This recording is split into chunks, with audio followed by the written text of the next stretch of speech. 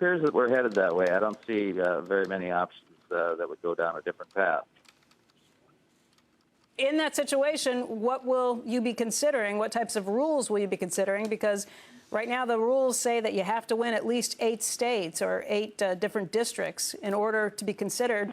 And the only person who's done that so far is Donald Trump. Well, and that's a misunderstanding. That rule actually is different than that. That's a vote that needs to be taken at the convention of the delegates.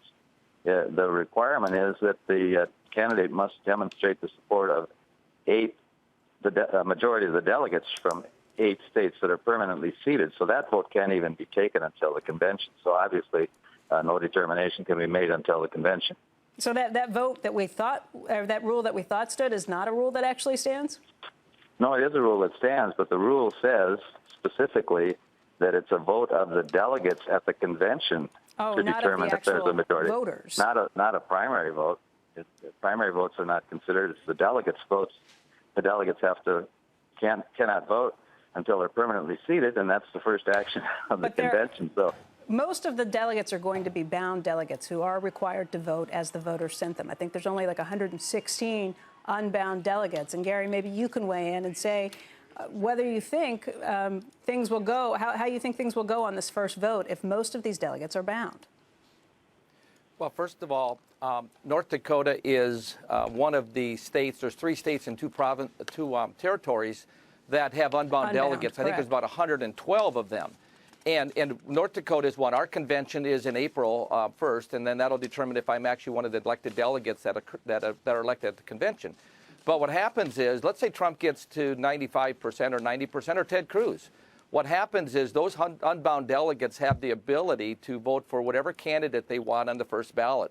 And that is what could change and give power to those delegates who will be voting on that first ballot. And of course, once you go to the second ballot, if no one wins with 50%, which is really majority 50% plus 1, then it's all bets off.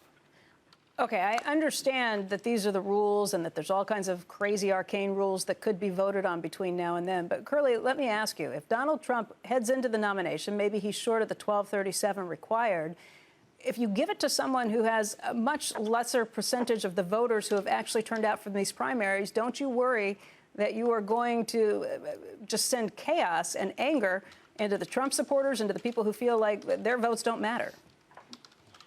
No, I don't think that's the case. If it would just be understood. We have a problem with the media. Unfortunately, the cable networks are trying to determine. I don't think this is a problem with the media. I've heard from a lot of voters who say if they feel like their votes got stolen, that they would be very unhappy and very angry. I think you're looking at a different situation. I realize these have been the rules, but the last time these rules were put in place was 1976. It's been a long time since then. Yeah, they're still there. Yeah, that's a problem. The media has created the perception that the voters will decide the nomination, and that's the concept. That's the conflict here. We feel like we live in a democratic society. What you're telling me is it's not a democratic society, and your votes don't necessarily matter because it's a democratic representation, correct? No, that's not what I'm trying to tell you. What I'm trying to say is that we're just one of the political parties. There's many political parties, but political parties choose their nominee, not the general public, contrary to popular belief. Then why bother holding the primaries? That's a very good question. Look, Gary, What? Hold on. You're a Republican. No, because a Republican would say that, the people, what the people say matters, big government is bad. I would assume that's your view.